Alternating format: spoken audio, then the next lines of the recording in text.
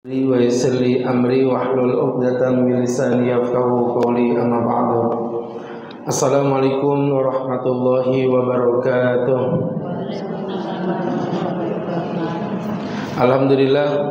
Alhamdulillahilladzi ghamara saffata ibadihi bila ta'ifi taksisin taulan wa amtinana wa allafa baina qulubina fa asbahna bi ni'matihi ikhwana wa naza'al ghilla min sudurina fadilna fid dunya asdiqa'a wa ikhwana wa fil akhirati rufaqa'a wa khillana. Allahumma salli wa sallim wa barik ala rasulillah sayyidina wa maulana wa habibina Muhammadin wa ala alihi wa sahbihi wa man tabi'ahum bi ihsanin qaulan wa fi'lan wa adlan ila yaumil qiyamah. Yaqulullahu ta'ala fi kitabihil karim wa huwa asdaqul qailin bi qawlihi a'udzu billahi minasy syaithanir rajim ya ayyuhalladzina amanu ittaqullaha haqqa tuqatih wa la tamutunna illa wa antum muslimun wa yaqulu ayyudha ya ayyuhalladzina amanu ittaqullaha wa qulu qawlan sadida yuslih lakum a'malakum wa yaghfir lakum dhunubakum wa may yuti'illaha wa rasulahu faqad faza fawzan 'azima. Hadirin hadirat, ibu-ibu jamaah pengajian Masjid Jami' Jabalus Salam yang mencintai Allah dan insyaallah dicintai dan disayangi Allah Subhanahu wa taala. Alhamdulillah wa syukurillah ala nikmatil maula, begitu besar nikmat yang Allah limpahkan kepada kita sehingga di pagi yang penuh berkah ini kembali kita dapat berkumpul, bertatap muka, bermuajahan dalam kajian rutin kita di Masjid Jabalus Salam dalam kajian kamus, kajian muslimah yang makin hari jumlahnya makin cetar membahana. Sering saya bilang pengajian jangan dilihat dari jumlahnya, yang penting banyak tapi ikhlas daripada sedikit tapi tidak ikhlas. Ya, pengajian itu jangan dilihat dari jumlahnya, yang penting banyak tapi ikhlas daripada sedikit tidak ikhlas. Bingung dia. Kebiasaan berpikir dengan pola pikir yang salah itu ya. Dikasih yang benar malah bingung. Kok bisa? Nah, iya betul kan Bu? Yang penting banyak tapi ikhlas gitu. Jadi jangan dilihat jumlahnya, tidak mesti banyak, yang penting jangan sedikit. Itu aja pesan-pesan ya. Insyaallah ibu-ibu yang berbahagia, tidak berpanjang dan tidak berlebar, karena sudah panjang-panjang dan lebar-lebar. Maksudnya panjang umurnya, lebar rezekinya. Insyaallah hari ini kita membahas tentang apa tadi Bu? Nusus. Namanya aja mungkin nggak familiar ya, nusus. Apa nusus? Kalau bab akikah, walaupun kita belum belajar isinya, minimal kita udah tahu apa sih akikah. Nusus ini apa? Yang saya tahu nusus itu yang biasa di sate nusus. Usus itu merek laptop yang terkenal ini. Ngomongnya bisa nggak usah emosi gitu ya, biasa. Jadi ibu-ibu yang berbahagia, namanya nusus. Apa nusus ini Pak Ustaz? Secara bahasa, nusus itu artinya sesuatu yang tinggi. Al-makan al-murtafi, tempat yang sangat tinggi, itu namanya nusus. Ya, kalau kita bicara tentang nusus al-makan al-murtafi, kayak ibu misalnya ada di puncak gunung, itu nusus secara bahasa. Secara istilah atau secara terminologi, nusus adalah maksiatul mar'ah, kemaksiatan seorang wanita di zaujiha, di hadapan suaminya, fima, di dalam perkara faradallahu 'alaiha min ta'atihi, yang seorang wanita diwajibkan menaati perintah suaminya. Di dalam perkara yang mana wanita tersebut wajib menaati perintah suaminya. Jadi saya ulangi lagi, kemaksiatan seorang wanita di hadapan suaminya di dalam perkara yang memang ibu wajib menaati suami. Di sini berarti ada 3 poin yang akan kita coba garis besari. Yang pertama adalah maksiatul mar'ah, kedurhakaan, kemaksiatan seorang istri. Jadi ini memang pembahasannya istri, maka tidak ada khusus bagi laki-laki. Enak betul jadi laki-laki. Laki-laki itu tidak ada maksiatnya kepada istri, Pak Ustaz. Ini Bu, saya kasih tahu. Kata-kata durhaka itu kata kuncinya pasti dari bawah naik ke atas, itu durhaka. Contoh, rakyat durhaka kepada pemimpinnya. Tidak ada pemimpin durhaka kepada rakyatnya, nggak ada. Yang ada pemimpin yang zalim kepada rakyatnya. Anak durhaka orang tua, tidak ada orang tua durhaka kepada anak. Yang ada orang tua yang zalim kepada anak. Seorang istri durhaka pada suami, tidak ada suami durhaka pada istri. Yang ada suami yang ngomongnya nggak usah ngeliatin saya juga. Ibu lupa saya laki-laki. Ibu kayak nuduh ustaz gitu. Zalim pada istrinya. Jadi kata kunci durhaka itu selalu bawa ke apa kok mikir? Selalu dari bawah ke atas. Kalau dari atas ke bawah itu namanya zalim. Nah, jadi jelas itu ya statusnya kedurhakaan seorang istri. Berarti nggak ada suami nusus, nggak ada. Suami zalim ada. Suami nggak ngasih makan istrinya, suami yang zalim. Suami yang tidak pernah menggauli istrinya, suami yang zalim. Suami yang tidak pernah memberikan kasih sayang pada istrinya, suami yang zalim. Tapi tidak ada suami khusus, tidak ada. Jelas Bu ya?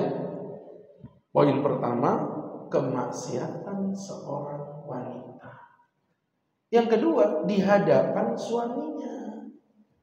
Maka kalau ibu maksiat kepada orang tua, itu maksiat Bu, tapi tidak disebut dengan nusus. Jadi nusus ini spesifik hanya diuntukkan kepada suami. Ibu durhaka dengan ustadz misalnya, ya durhaka namanya, tapi bukan nusus. Nusus itu hanya dikhususkan untuk seorang suami. Itu maksudnya. Jadi ini yang kedua ya. Kemaksiatan wanita kepada suaminya. Yang ketiga ini yang paling penting, fima faradallahu 'alaiha min ta'atihi, di dalam perkara yang memang ibu diwajibkan menaatinya. Berarti tidak semua penolakan istri itu disebut dengan nusus. Kadang-kala perempuan menolak suami, menentang suami, tapi bukan nusus, malah dapat pahala Bu. Apa itu Pak Ustaz? Jadi kedurhakaan seorang wanita kepada suami yang memang ibu tidak wajib menaatinya. Jadi nggak semua perintah suami wajib ditaati. Batasnya adalah apapun ketaatan pada suami yang dengan ketaatan itu menyebabkan ibu bermaksiat kepada Allah. Itulah yang disebutkan dalam kaidah la ta'ata li makhluqin fi maksiatil khaliq. Tidak ada ketaatan bagi makhluk jika ketaatan itu menyebabkan kemaksiatan kepada Sang Pencipta. Paham Bu? Paham Bu? Contoh, ada seorang perempuan datang ke rumah Ustaz, umurnya masih cukup muda, masih 23 tahun. Berparas ayu, muka putih, mata sipit, hidung mancung, bibir mungil, tinggi badan 173, lebar badan 29,4 cm. Apa orang enak dilihat?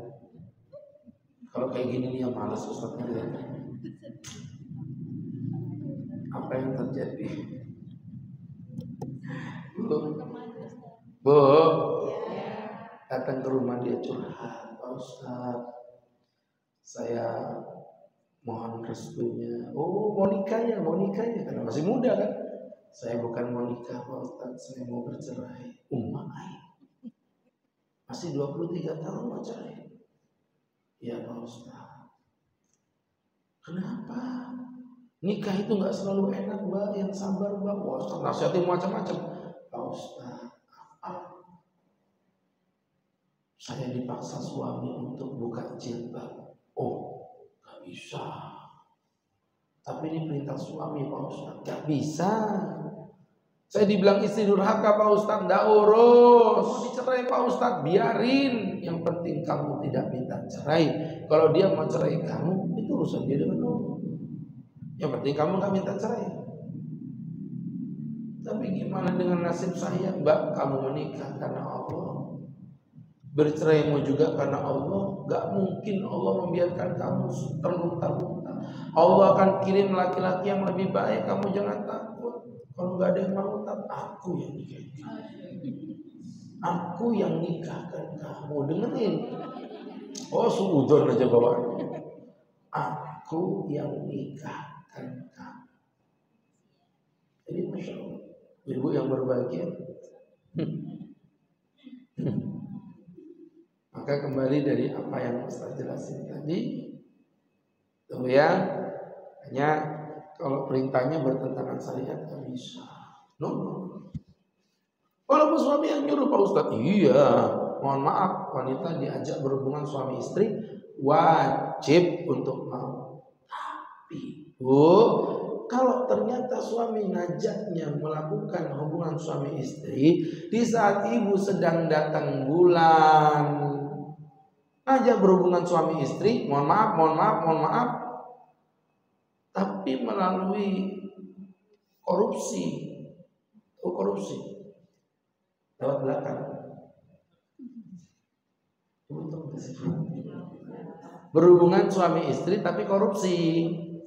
Korupsi itu bahasa lainnya apa? Jalur belakang. Masih ada yang gak paham deh, masih mukanya gini.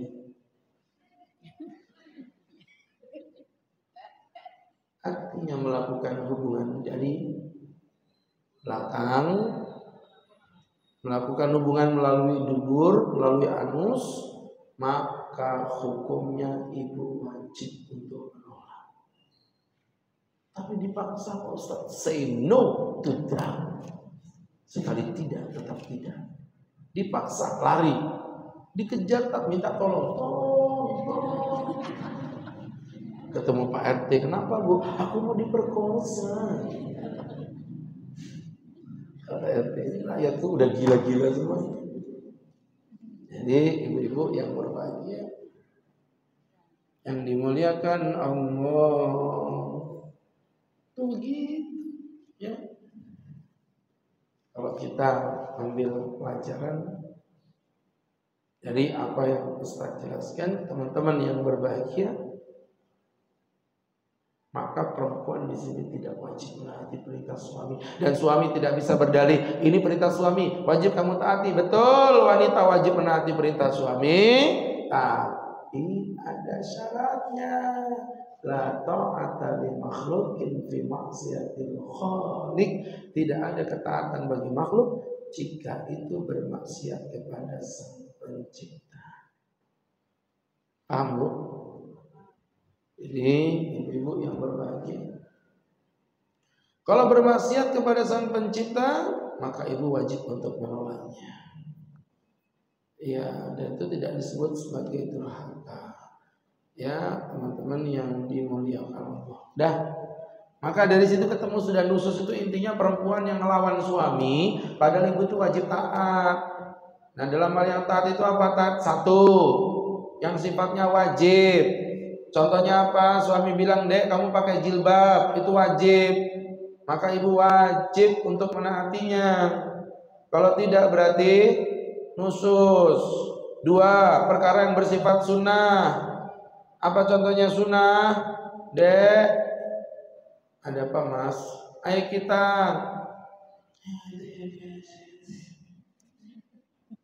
Bu, apa itu?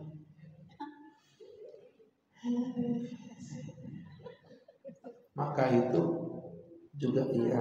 Kalau nolak, khusus termasuk dalam perkara mubah. Dek pakai baju warna merah, nurut. Dek pakai baju warna hijau, nurut. Itu mubah, nurut. Udah. Dek pakai baju warna kuning, nurut. Kok bisa berubah-berubah? Tak tergantung partai mana yang menyumbang. Ya? Jadi ibu-ibu sekarang ini pilihannya kalau tidak merah, putih campur coklat atau biru. Jadi ibu-ibu yang dimuliakan Allah Subhanahu wa ta'ala. Tuh, jadi pelajaran untuk kita ya.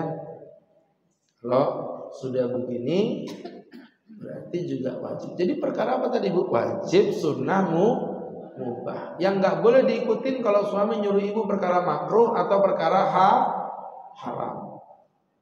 Perkara makruh, ibu jangan mau juga. Contoh misalnya diajak begadang yang tidak ada manfaatnya. Kecuali kalau begadangnya itu yang beda. Ya Bu, itu perkara makruh. Atau perkara yang haram jangan diiyain. Jangan. Dan ibu disebut durhaka? Nggak ada. Durhaka itu bukan begitu. Nah, jadi kesimpulannya dari sini ibu udah ngerti nusus itu apa, yaitu kedurhakaan seorang wanita kepada suaminya di dalam perkara yang memang seorang suami, yang mana seorang istri diwajibkan untuk menaati perintah suaminya, yaitu apabila perintahnya berbentuk wajib, sunnah, mubah. Mas beli aqua, nggak usah deh, lemon terali aja, nurut. Begitu, nggak usah lemon terali aja. Iya. Beli lemon terali, nggak usah kodok air di belakang rumah, menghemat. Iya, udah gitu, iyain aja pokoknya. Ya. Jadi ibu-ibu mau begayaan, iya. Kalau begayaan,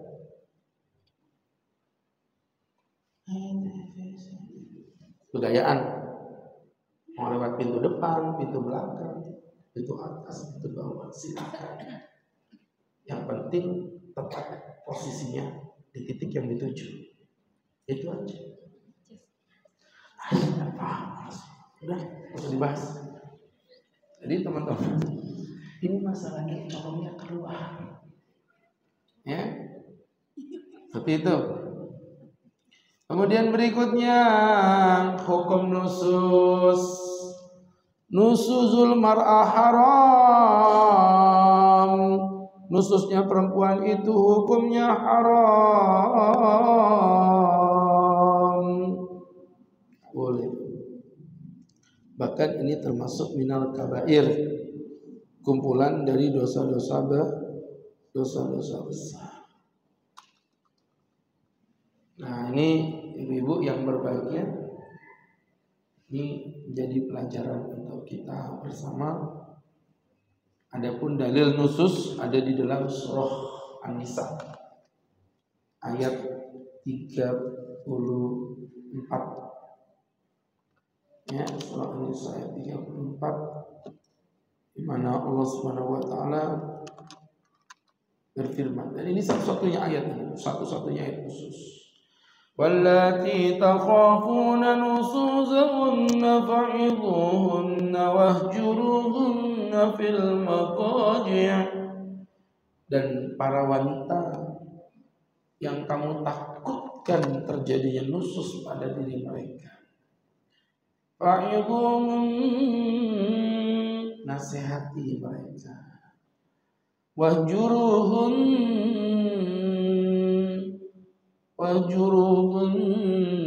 fil madaji', pisahkan ranjang mereka. Jadi pisah ranjang. Wadribuhun, pukul mereka.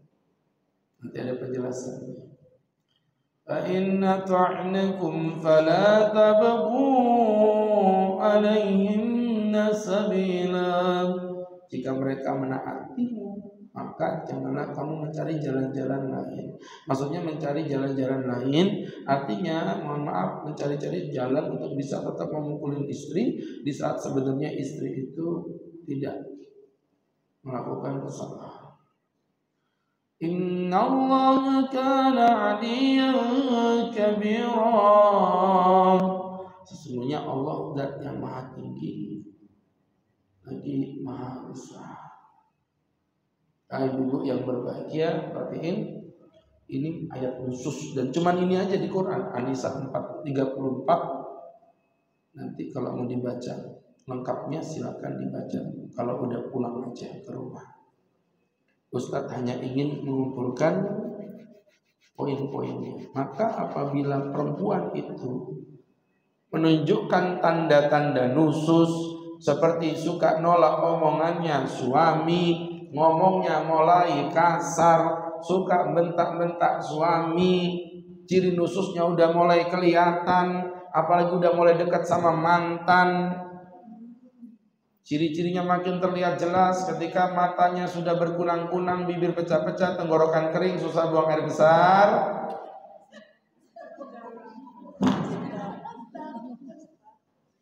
Maka ibu-ibu, seorang suami diberikan oleh Nabi 5 solusi. Jadi teman-teman yang berbahagia, ya apa aja sih tak contoh-contohnya? Misalnya kayak istri diajak berhubungan udah nggak mau, nolak. Kalau keluar rumah nggak pernah minta izin sama suami. Melakukan safar sendirian.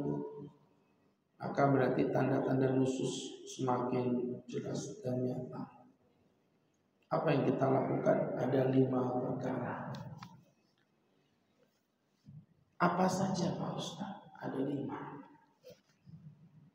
Jadi ada 5. Apa saja? Yang pertama ada 5. Jadi yang pertama Bu, dicatat Bu, ini penting loh Bu. Bu dari tadi bercanda, catat ini penting. Jadi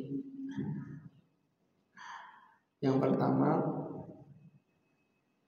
kan tadi belum yang kedua ya, baru yang pertama ya.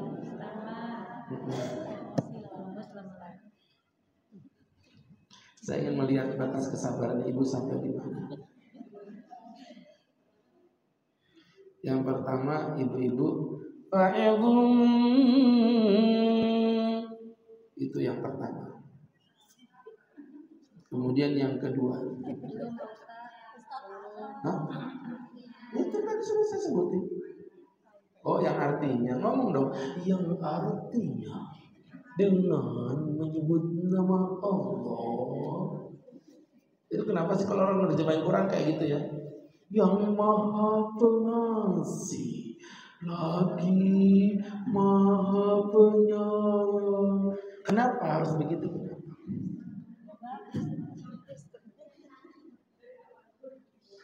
Oke. Yang pertama, fa'idhun, nasihatilah mereka. Jadi yang pertama fase nasihat, dinasihati dengan rifki, lembut, layyin, lunak. Diingatkan bahwa kamu sebagai wanita punya tanggung jawab di mata Allah. Ini berkaitan dengan surga dan neraka. Kewajiban wanita menjadi wanita yang sholihat, menaati perintah suaminya. Diberitahu ancaman bagi wanita yang tidak menaati suaminya. Maka teman-teman, ini nasihat-nasihat begini disampaikan terlebih dahulu. Nah, ini mohon maaf Bu, perempuan yang sholihah itu kalau udah kena dalil langsung ya, iya mas, maafin aku salah, selesai sudah, selesai. Ya, tapi kan nggak semua perempuan begitu. Ada perempuan dibacain dalil tuh malah bantah, diajak berhubungan nggak mau, nggak, malas. Dia ingat Nabi bersabda, Perempuan manapun yang dipanggil suaminya tanpa alasan jelas menolak suaminya, Allah akan melaknatnya sampai datang waktu sholat subuh. Kamu yang minta, kamu yang dalil. Bu, udah. Kayak gini nih orang wanita yang hatinya dedel. Dikasih dalil malah nantang dia. Ya sudah, kalau gitu aku nanti nolaknya jam 4 malam aja. Jadi kalau subuh jam 5 sejam aja aku dilaknat sama malaikat. Oke. Sebenarnya ibu yang malah aktif depan suami itu pakai baju yang panjang, matanya kedip-kedip, bibirnya meret-meret. Bu, pelacur yang dosa itu, bu, pelacur yang maksiat itu bisa genit di hadapan pelanggannya. Ibu yang berpahala nggak bisa genit, udah praktekin nanti pulang pengajian langsung kijil. Bu, nempel tembok, ayah. Kata suaminya, innalillahi wa inna ilaihi raji'un. Kamu kesambet setan apa? Sambet setan orang ini. Ya, jadi ibu-ibu yang berbahagia, yang dimuliakan Allah. Dah. Tuh, harusnya dinasihati nurut. Tapi yang tadi tuh perempuan tuh gak semua kayak gitu, Bu. Ada yang memang dinasihati makin kurang ajar. Ada, bahkan dikasih dalil pun dia gak ada urusan. Na'udzubillah. Maka Allah beri solusi yang kedua. Apa solusi yang kedua? Wahjurunna fil madaji' wahjurunna fil madaji' bisa baca. Ini solusi yang kedua. Dinasihati nggak mempan, ya udah.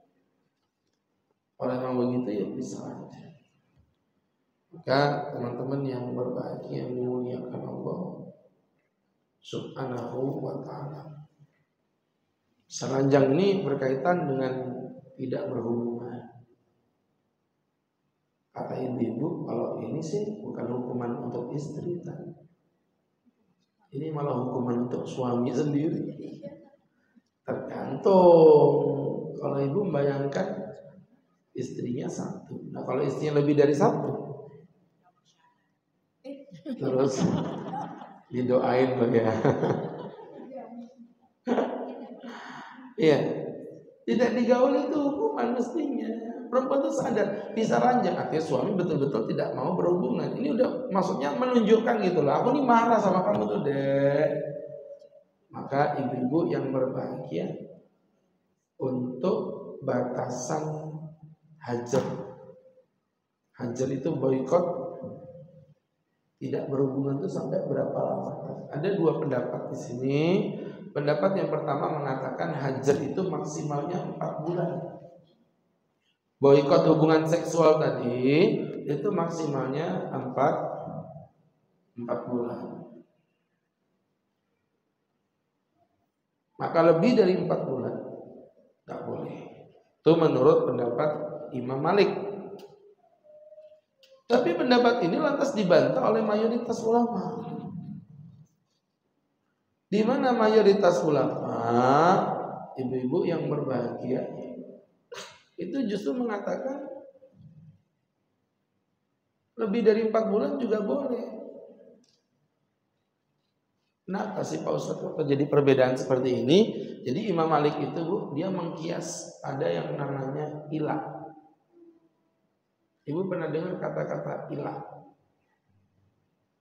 Ya udah, kalau udah pernah dengar ya. Kemudian ibu-ibu yang berbahagia,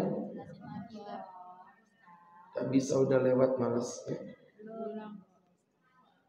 Ya kayak Ustadz gini, mikirin ibu gak jelas lama-lama ilah memang sudah. Ilah itu ya ilah.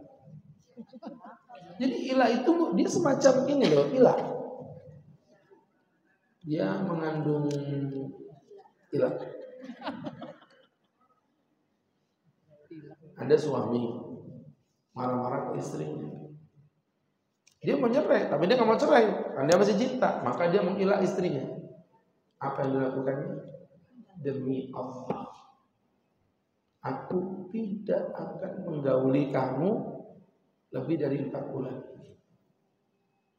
Jadi batasannya diilah itu ternyata 4 bulan. Suami bilang aku tidak menggauli kamu 3 bulan, masih nggak apa-apa. Tapi kalau aku tidak menggauli kamu 4 bulan atau lebih, itu namanya ilah. Maka suami diberi 2 pilihan. Suami diberi 2 pilihan. Apa pilihannya Pak Ustaz? Yang pertama, suami disuruh melebur sumpahnya, membayar kafarah sumpah. Jadi sumpahnya tadi dicabut dan dia terkena kafarah.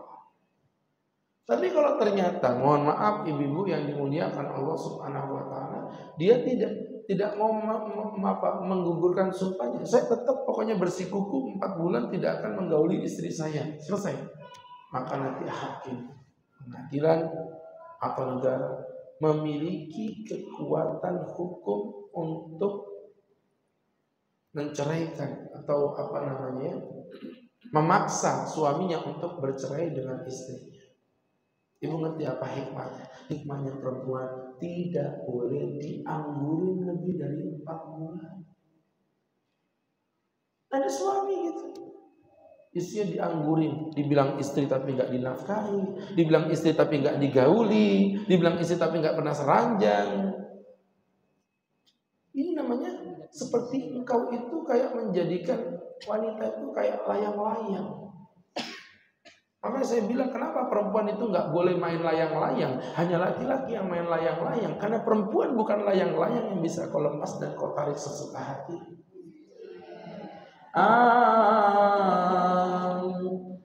Insyaallah. Jelas ya? Hanya saya bilang, ibu yang berbahagia, yang dimuliakan Allah, pendapat Imam Malik ini ternyata ditolak oleh mayoritas ulama. Maksudnya hajar dengan melakukan ilah 2 hal yang berbeda. Jangan dihubung-hubungkan dong, nggak nyambung. Kenapa Pak Ustaz? Ya iyalah. Kalau tadi konsepnya melakukan ilah, kenapa dikasih 4 bulan? Karena itu, mohon maaf, di ilah itu yang kurang ajar siapa Bu? Suami apa istri? Diilah tadi pembahasan ilah tadi, yang kurang ajar suami apa istri? Suami. Suami nyumpahin istri nggak digauli 4 bulan itu kan kurang ajar namanya. Makanya dibatasi sama Allah 4 bulan. Tapi kalau dihajar tadi yang kurang ajar siapa tadi? Suami apa istri? Dihajar tadi loh, pembahasan masalah nusus tadi loh, yang kurang ajar siapa? Istri. Akun kesalahan aja nggak mau. Iya. Makanya kenapa kambing betina tidak boleh dikorbankan, kambing jangan berkorban, ngaku kesalahan aja gitu. Jadi ibu yang dirahmati Allah, itu tadi yang namanya sebutan ilah, yang itu berbeda dengan hajar. Kalau diilah yang kurang ajar suaminya, makanya dibatasi 4 bulan. Tapi kalau dihajar di bab nusus tadi yang kurang ajar istrinya, makanya bebas sampai kapanpun, kembali kepada suami sekuat apa dia menantikan istrinya. Jadi nggak ada batasan sampai sadar istrinya. Nah, dan pendapat mayoritas ulama ini, kalau menurut Ustadz ya wallahu a'lam bishawab, itu lebih ya. Ini teman-teman yang berbahagia. Jadi tidak ada batasan 4 bulan. Walaupun lebih dari 4 bulan, ya boleh-boleh. Kembali ke suami aja, mau sabar nggak dengan keadaan seperti ini. Pak Ustadz, ya. Itu kan tadi hajar itu hajar seks. Kalau yang boikot ngomong Pak Ustadz, kalau itu nggak boleh lebih 3 hari. Ibu marahan sama suami, boleh. Diem-dieman sama suami, boleh. Tapi maksimalnya cuma 3 hari.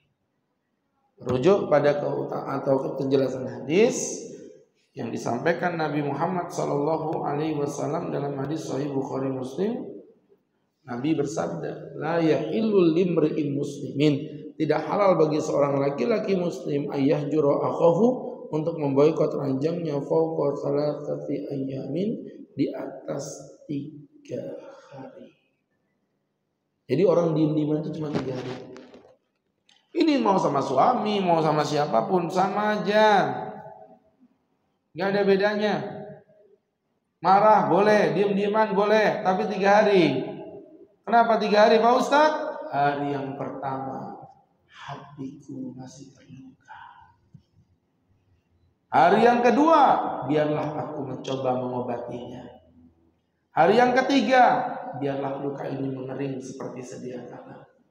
Hari yang keempat berpelukan, teletabis. Itu bisa. Makanya saya sakit hati sama ibu, enggak dosa, boleh sakit hati boleh. Saya marah sama ibu, halal. Enggak mau saya ngomong sama ibu 3 hari, halal. Hari keempat enggak boleh, semua normal kembali. Jadi ternyata di Islam itu yang dilarang bukan marah, tapi menyimpan rasa marah di dalam hati kita. Itu yang dilarang. Kalau marah itu dosa, semua ini masuk neraka semua lah. Ustaz juga pernah marah kok. Contohnya, waktu Ustaz tanya sama jemaahnya mingkem semuanya, gak ada yang nyaut. Saya marah, tapi cuma 1 menit. Habis itu saya ketawa lagi. Saya sadar, beginilah emak-emak kalau sudah tua.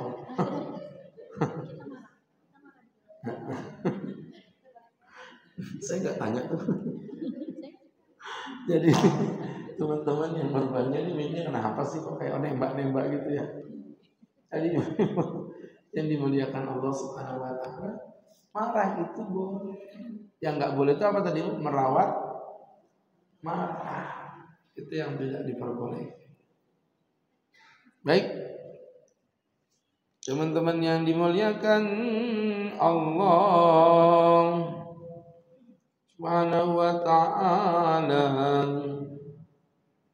Ini jadi pelajaran untuk kita bersama berkaitan dengan hajar dalam pembicaraan.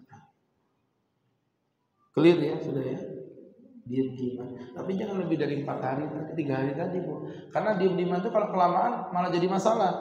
Ibu pegang omongan saya, tidak ada masalah yang tidak bisa diselesaikan dengan cara berbicara. Semua masalah bisa dituntaskan dengan cara berbicara. Problem kita tidak mau open dalam berbicara. Punya masalah, suka diam. Itu yang akhirnya masalah itu nggak pernah selesai. Saya pernah ceramah di salah satu catering terkenal di Balikpapan. Bosnya, pimpinannya tak bilang, Pak Ustadz ini sama ini tuh diem-dieman sudah sekitar 7 tahun.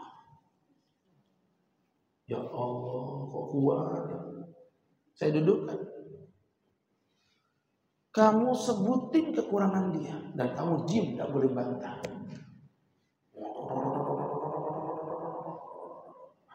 Ibu-ibu tahu sendiri kerjaannya ngomel, ngemil, ngemol, udah gitu. Ya. Yang kedua ganti, dah puas, ngomong kekurangan dia, jangan dibantah. Ngomong. 1 nafas, maka wajib mutasin. Beri. Dia tuh paksa begini. Oh, udah kayak setruknya Indomaret ya, nggak ada berhentinya. Hah? Ibu-ibu tahu setruknya Indomaret tuh? Iya, waktu scanning pelan-pelan, cek, pas keluarnya, nggak ada berhentinya. Oke, sudah. Sekarang kamu jawab tuduhannya dia, ngomong. Maksud saya itu bukan begitu Pak Ustaz. Saya itu sebenarnya begini. Sekarang gantian kamu ngomong. Jawabannya dia apa? Saya tidak pernah benci sama dia, tapi dia nggak pernah mau memulai kebaikan. Kalau saya sapa dia selalu dia. Nah, poinnya komunikasi. Gimana sudah?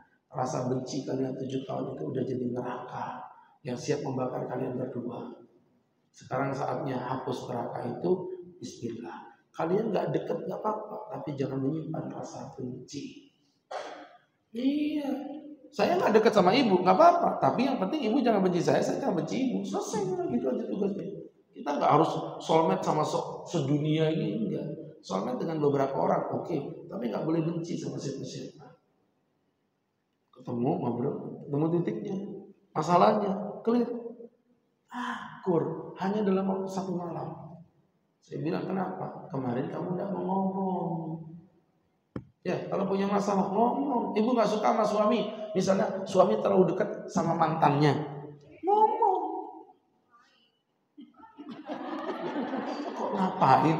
Ibu tuh dibelain, paham nggak sih? Lihat, nggak ngerti dia. Orang ustadz bilang, ibu ngomong sama suami, Mas, saya tidak terlalu suka kamu dekat sama mantanmu. Itu haram. Halalkan aja dengan pernikahan. Allahu Akbar. Baik ibu-ibu yang dimuliakan Allah Subhanahu wa ta'ala. Baik, tuh maksudnya. Kemudian yang ketiga, dinasehatin sudah, dipisah ranjang sudah, maka wadribuhunna, pukullah mereka. Kata-kata pukullah ini kadang-kadang disalahartikan oleh beberapa orang dengan mengatakan bahwa Islam itu merupakan agama yang KDRT. Saya mempertegas, tidak ada KDRT. Pukulan ini ada syaratnya. Yang pertama, pukulan ini tidak boleh pukulan yang menyakitkan. Menyakitkan itu maksudnya memberikan bekas, seperti mematahkan tulang, merobek kulit, itu tidak diperbolehkan. Tapi pukulan-pukulan yang memberikan dampak bahwa aku lagi marah lu dek. Contoh, mukul pakai kayu ulin nggak boleh, membekas. Mukul pakai kayu balok beton nggak boleh, membekas. Mukul yang boleh itu contohnya pakai kartu ATM, apalagi bareng sama pinnya, itu sesuatu yang sangat-sangat indah sekali. Mukul yang tidak membekas, Pak Ustaz nih, pakai sorban. Ketika dipukul cuma memberi isyarat, aku marah sama kamu. Mukul kok pakai yang babak belur, mukanya bonyok berdarah-darah, dia bilang mengikuti syariat. Syariat gundulmu situ. Laki-laki kok kelahi sama perempuan. Ingat, laki-laki sejati hanya tanding jika sebanding. Itu iklannya ekstra aja. Jadi gitu ya. Ngapain mukulin istri? Jadi teman-teman yang dimuliakan Allah Subhanahu wa taala, Nabi bersabda, wadribuhunna dzarban ghaira mubarrin, pukulah mereka dengan pukulan yang tidak menyakitkan. Seperti mematahkan tulang, merobek kulit, membakar kulit, enggak boleh, dalam Islam hukumnya haram. Satu. Yang kedua, pukulan tersebut tidak boleh lebih dari 10 kali. Ini karena Nabi bersabda tidak boleh memukul orang lebih 10 kali kecuali pada had hududillah, yaitu batasan-batasan Allah, seperti orang yang melakukan perbuatan qadzaf dicambuk 80 kali, itu beda, itu karena melanggar hukum Allah. Yang ketiga, tidak boleh memukul mahalik. Apa mahalik itu Pak Ustadz? Anggota tubuh yang bisa menyebabkan kematian. Makanya di Islam itu ada larangan memukul wajah. Dikiaskan dengan wajah berarti dada, kemaluan, kepala, nggak boleh dipukul. Bisa menyebabkan kematian. Yang dipukul itu mungkin paha, lengan. Ya, Nabi bersabda, wala tadribil wajha, jangan pernah kau memukul wajah.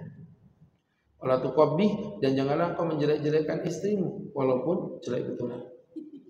Katakan cantik walaupun itu fitnah yang keji. Ya. Kemudian yang terakhir ada harapan untuk meyakinkan diri bahwa kalau dipukul istrinya akan berubah. Tapi kalau sudah pengalaman yang lalu-lalu dipukul tuh tidak ada manfaatnya kan. Malah yang ada aku dibalas, dipukul balik sama dia, Pak Ustaz. Ternyata istrinya ini pemain WCW. Smackdown. Jadi teman-teman yang dimuliakan Allah Subhanahu wa taala, ini menjadi pelajaran untuk kita bersama. Bu, jadi di Islam itu memang boleh ya, dengan catatan-catatan yang sudah saya sampaikan. Tapi walaupun boleh, dengerin, walaupun boleh, dengerin, walaupun boleh, dengerin. Ternyata it's not a recommended man. Ini tidak dianjurkan. Ini hak bukan kewajiban. Makanya Nabi sendiri tidak pernah memukul istrinya. Mana dalilnya? Aisyah yang cerita, Nabi tidak pernah memukul pembantu, Nabi tidak pernah memukul perempuan, Nabi tidak memukul tangannya dengan tangannya kecuali ketika sedang berjihad. Kalau jihad mukul lah. Masa jihad ngelitikin, ini jihad ini matilah dia. Nabi tidak pernah memukul pembantu, tidak pernah memukul perempuan, tidak pernah memukul siapa-siapa kecuali lagi berjihad di jalan Allah. Dan Nabi itu paling benci dengan laki-laki yang suka memukul perempuan. Nabi, aku mau menikah dengan Abu Jaham, jangan. Kenapa Nabi? Fadarrabun nisa, tukang mukulin perempuan. Ya, Nabi aja melarang orang menikah dengan orang yang suka mukul. Ya, dan Nabi menyebut orang yang suka mukulin perempuan itu kayak orang yang psikopat. Tahu psikopat? Orang yang perasaannya bertabrakan, menggabungkan antara benci dengan cinta. Makanya orang psikopat itu kan ibu lihat.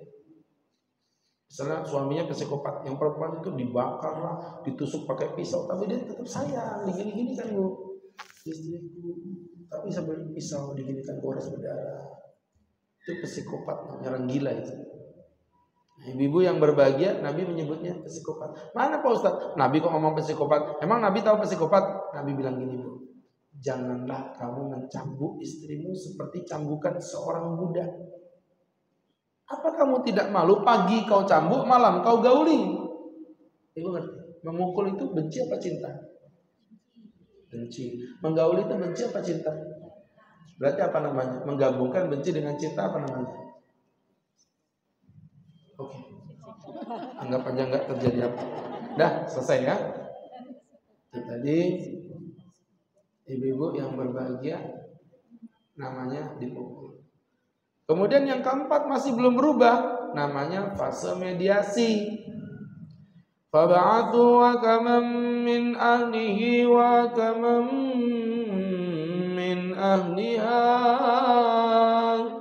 Utuslah utusan dari keluarga laki-laki dan keluarga perempuan. Kumpul cari solusi. Jadi fase mediasi. Atau laki perempuan sepakat pada ustaz fulan yang menengahi dan seterusnya. Ibu yang dimuliakan Allah Subhanahu wa ta'ala, mediasi sudah lewat, masih juga belum ketemu solusi. Fase yang kelima, but I don't like it, adalah melakukan itu tidak diperbolehkan. Kalau bisa jangan dilakukan itu, ya. Baik, kita cukupi sekian. Kemudian Ibu fokus dulu. Astagfirullah. Ibu ya. Aduh. Pak tukang bawa paku. Bu Tina bawa ketimun. Fokus padaku, jangan ngelamun. Yang kelima adalah, ini yang saya tidak terlalu suka. Yang kelima, tapi walaupun tidak suka memang jalurnya ini gitu. Adalah setelah yang 4 tadi Bu ya, yang 4 yang sudah kita lakukan. Yang kelima itu dengerin. Kita diperintahkan, ya Allah ini mengerikan sekali ya. Jadi teman-teman, walaupun kita nggak suka, sebenarnya kita nggak senang ya, yaitu talak atau bercerai. Makanya kata Nabi, abghadul halali ilallahi at-talaq. Seburuk-buruknya perkara halal adalah talak. Jadi halal tapi buruk. Tapi kalau udah kayak tadi mau kayak apa lagi udah? Fase mediasi. Bu. Jika ada kaca retak, tempel kembali dengan solasi. Walaupun kau ngaca di situ wajahmu akan buruk, tapi kalau kaca itu udah hancur berkeping-keping, buang saja, jangan kau genggam jika itu hanya melukai tanganmu sendiri. Nanti nggak usah. Artinya ibu punya masalah dengan suami, retak, sabar, solasi. Walaupun muka ibu jelek di situ, maksudnya apa? Walaupun ibu batin di hati ibu, Suamiku itu orangnya apa namanya, bukan cemburu atau posesif Pak Ustaz. Suamiku pelit Pak Ustaz. Sabar. Suamiku itu orangnya gampang cemburu Pak Ustaz. Sabar. Walaupun muka kita jelek, tapi kalau kaca itu udah hancur berkeping-keping, nggak ketemu solusi, sudah pakai mediasi, wah, ujung-ujungnya apa? Yang suami bilang, aku nggak mau nafkahi kamu. Yang istri bilang apa? Aku nggak mau ngasih jatah ke kamu. Ku gembok. Akhirnya apa yang terjadi? Suaminya dolim karena nggak nafkahi istri, istrinya dolim karena tidak mau melayani suami. Nah, daripada gitu, buang saja serpian kaca itu daripada akan menggores di tangan kita sendiri. Itu salam kode wes.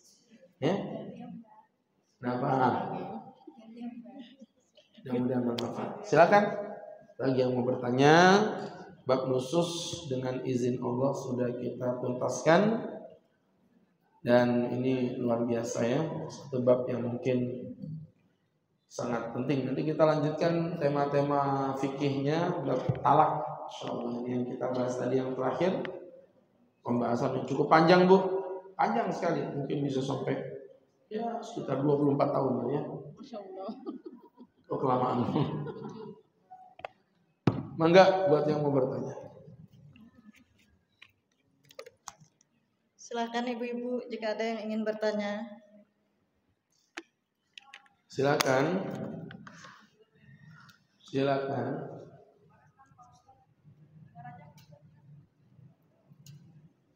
Assalamualaikum Pak Ustadz, mau tanya. Kemarin kan terakhir bulan Safar ya Ustadz. Nah tadi malam saya tuh ada dengar ceramah, katanya ada sholat 2 rakaat, sholat kayak tolak bala gitu. Gimana penjelasannya Pak Ustadz? Terima kasih. Assalamualaikum warahmatullahi wabarakatuh. Waalaikumsalam warahmatullahi wabarakatuh. Jadi gini, ibu-ibu dengerin Ustadz ya. Sebenarnya masalah mau sholat sunnah, tolak bala, mau berzikir, tolak bala, bagi saya bilang gini, gak urus. Terserah, orang mau tolak bala itu kapan aja juga diperbolehkan. Yang jadi problem bukan pada ibadah sholatnya, bukan pada kita memperbanyak zikirnya, bukan kita baca surah Yasin dan lain sebagainya. Yang jadi problem itu keyakinanmu mengatakan bahwa Rabu yang terakhir di bulan Safar merupakan momen turunnya musibah, bala dan lain sebagainya. Yang itu sebenarnya dalam istilah ilmu akidah disebut dengan tatoyur. Apa tatoyur? Merasa sial dikarenakan kejadian. Melihat burung gagak, aduh, bakal ada yang mati bentar lagi.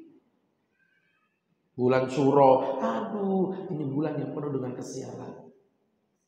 Angka 13, angka sial. Termasuk Rabu terakhir di bulan Safar, itu Rabu sial. Banyak Allah turunkan musibah dan lain sebagainya. Kita ini Bu, dididik sama Nabi untuk husnudzon. Malam Jumat orang ketakutan, katanya malam setan, malam kuntilanak, kita jadikan malam yang penuh berkah. Gerhana, ibu-ibu ketakutan sampai sembunyi di bawah kolong, takut nanti hamil anaknya belang. Di Islam perempuan hamil malah disuruh keluar ikut sholat gerhana. Islam itu konsep dasarnya memunculkan rasa husnudzon kepada Allah, bukan suudzon. Kayak tadi itu Bu, jadinya suudzon itu. Ini Rabu sial. Ya, Arba Mustamir, Rabu Pungkasan, Rabu Wekasan, macam-macam dan lain sebagainya. Wallahu a'lam bishawab. Kami tidak menemukan satu dasar dalil pun dari Nabi maupun dari Quran yang menyebutkan bahwasanya Rabu ini memang betul-betul turunnya musibah. Selain ucapan seorang ulama yang bercerita tentang mimpi, memang ada seorang ulama bercerita tentang mimpi. Dia berkata, dalam mimpi aku melihat begini begitu. Mimpi itu tidak bisa dijadikan dalil kecuali mimpinya para nabi. Baik. Ada yang lain?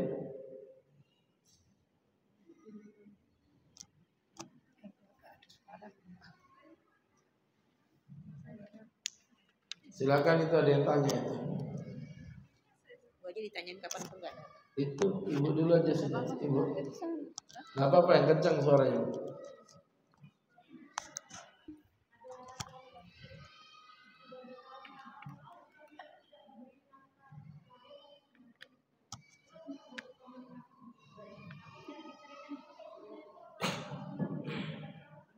Tidak ada cerai otomatis.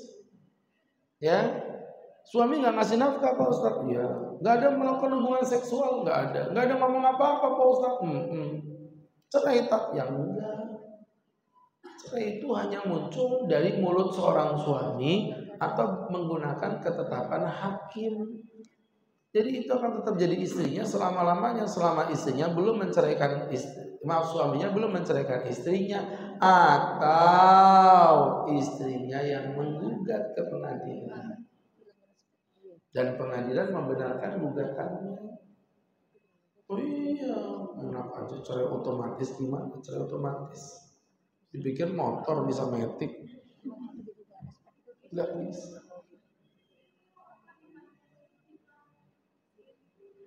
IDL, derita Allah, itu nanti akan menderita itu si perempuannya. Kenapa? Itulah jeleknya nikah siri itu. Kalau ada masalah dia bingung mau gugat ke siapa. Pengadilan nggak mengakui dia. Biasanya sih solusinya dia akan melakukan simulasi pernikahan, tapi susah. Simulasi pernikahan itu dia seakan-akan membuat surat nikah dulu. Dia ngajukan ke pengadilan untuk menetapkan pernikahan dia. Baru setelah buku nikahnya keluar digugat untuk bercerai. Tapi ini susah. Paham Bu ya? Jadi kalau kondisi nikah siri ya nggak bisa apa-apa, udah diem aja, mau sampai forever. Ya begitu-gitu aja. Itulah tadi saya bilang DL, derita Allah, nggak ada solusinya. Beda kalau nikahnya nikah resmi. Baik. Izin bertanya Pak Ustadz,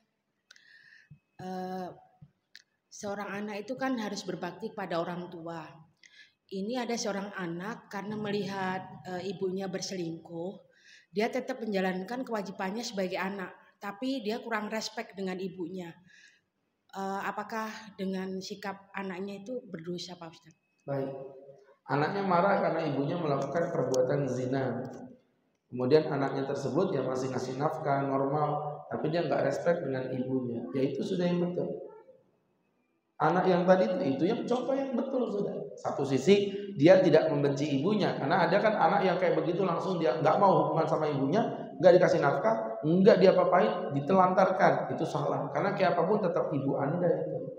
Walaupun sebajingan apapun ibu itu, tetap ibu Anda. Setidaknya Anda pernah nginep di dalam rahimnya selama 9 bulan 10 hari.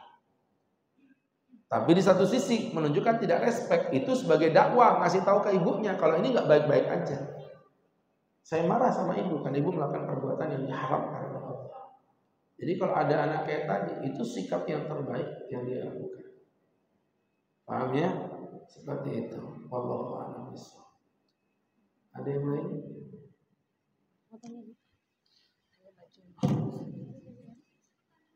Ada yang lain?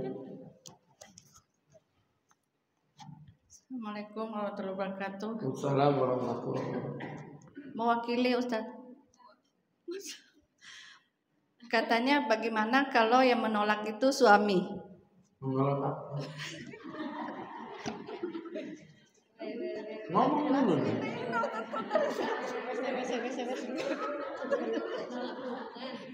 Menolak apa?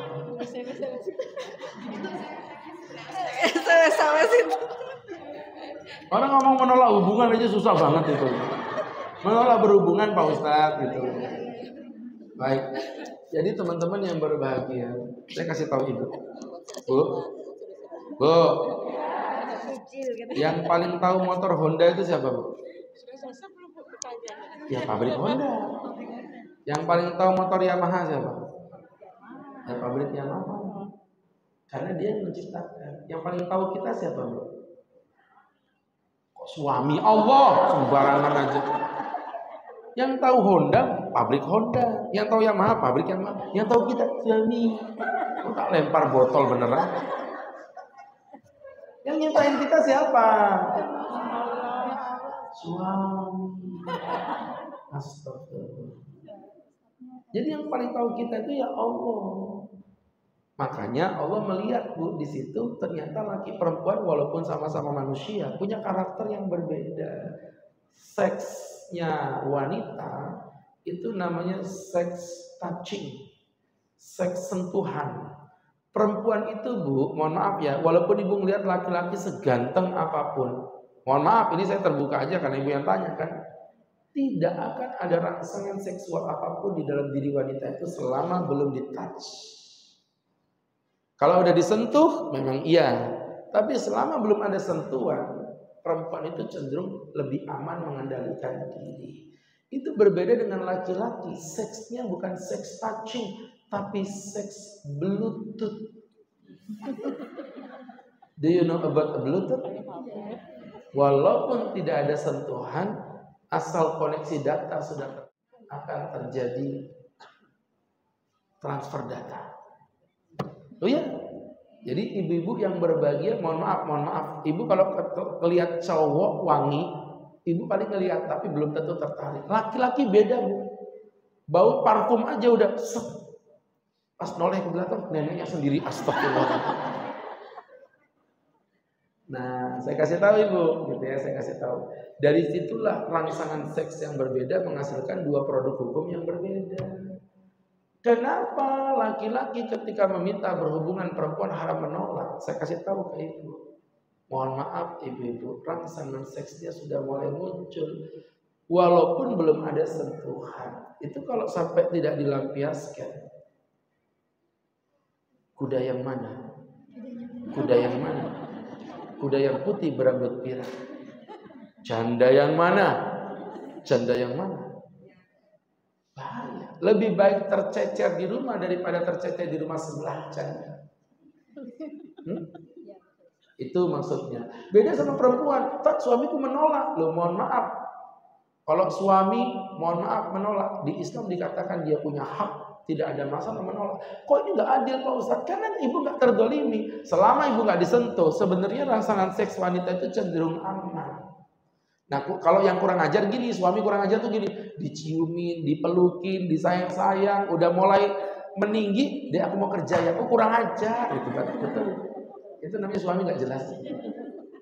Selama tidak ada touch, perempuan cenderung aman. Itu bedanya. Makanya kenapa produk hukumnya pun akhirnya berbeda. Ya.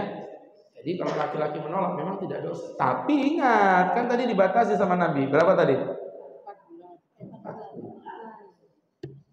Tuh. Ada yang lain? Ada pertanyaan yang lebih berbobot dari yang tadi? Ada.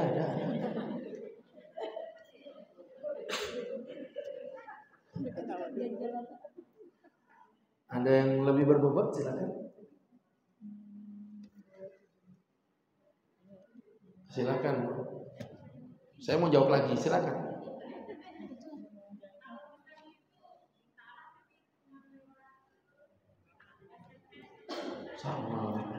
Sama. Talak itu mau pakai mulut, mau pakai surat, pakai WA, pakai SMS, selama dia tidak mengingkari ya. Karena bisa jadi dia mengingkari, bukan aku yang nulis. Itu lain masalah. Tapi kalau dia mengatakan iya memang aku yang nulis, ya cerai jadinya. Karena sebenarnya talak itu kan isi hati orang, apa yang diungkapkan. Ya, jadi sama, cerai itu baik secara kata, secara tulisan itu sama saja, sama-sama cerai dan jatuh cerainya. Baik. Ada yang lain? Mau tanya Pak Ustaz. Mau jawab Ibu. Jika suaminya itu sedang merantau ke luar negeri, gimana hukumnya? Kan istrinya ditinggal selama bertahun gitu Ustaz. Kan tidak ada hubungan seks itu. Hukumnya gimana Ustaz?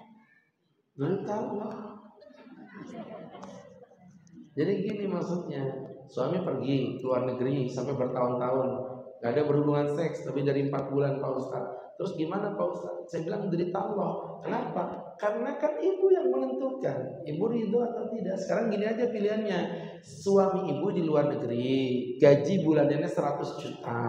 Jadi dia nggak ada but money, lancar guys, ya kan? Atau suami ibu di samping ibu, sayangku, cintaku, but no money guys. Tiap hari makan iwak karing Bu Ai. Iwak karing tempe. Nah ibu pilih aja yang mana udah. Kalau ibu memang ikhlas yang kedua, monggo. Tapi kalau mau yang pertama, resiko. Nah, ibu kira-kira pilih yang pertama apa yang kedua?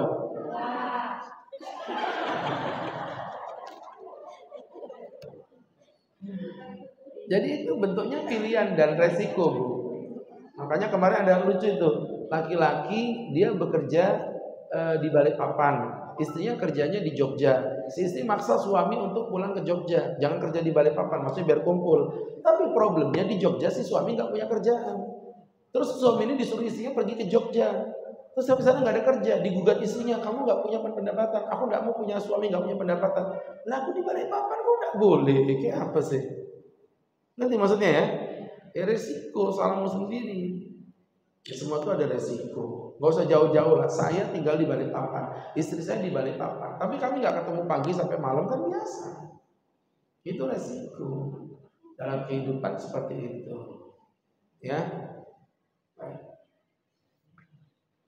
Satu terakhir.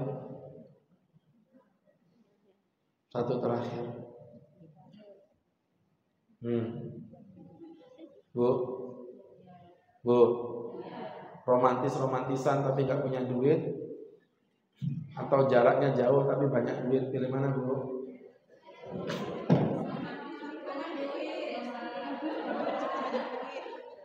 Seraka. Baik. Ada yang lain? Satu lagi boleh? Ayo cepat. 5 4 3 2 1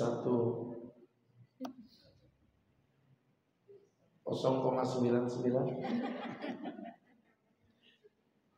Baik, kalau memang tidak ada yang bertanya, mudah-mudahan apa yang kita pelajari bisa diambil manfaat untuk kita, terutama bab nusus ini sangat perempuan banget ya. Mudah-mudahan bisa menjadi bekal. Alhamdulillah, jangan sampai ibu melakukan dosa nusus. Kita cukupi dengan bersama-sama berdoa. Amin amin alamin, hamdan wa fi ni'amahu wa yukafi mazida. Ya Rabbana lakal hamdu kama yanbaghi li jalali wajhika wa 'azimi sultanik. Allahumma salli wa sallim wa barik ala rasulika sayyidina Muhammadin bil awwalin wal akhirin fi kulli waqtin wa hina fil mala'il a'la ila yaumiddin. Ighfir dhunubana wastur uyubana wa nawwir qulubana waj'alna min al-iman la tad'alna dhanban illa ghafarta wa la aiban illa satarta wa la ajlan illa hadaita wa la hamman illa farasta. Rabbana atina fid dunya hasanah wa fil akhirati hasanah wa qina adzabannar.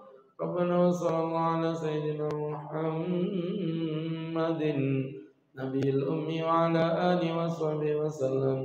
Warzuqna lahul mutaba'atin zahiran wa batinan ya arhamar rahimin. Bifadli subhanaka rabbika rabbil izzati amma yasifun. Salamun alal mursalin alhamdulillahi rabbil alamin. Terima kasih, semoga bermanfaat. Billahi taufik wal hidayah. Assalamualaikum warahmatullahi wabarakatuh.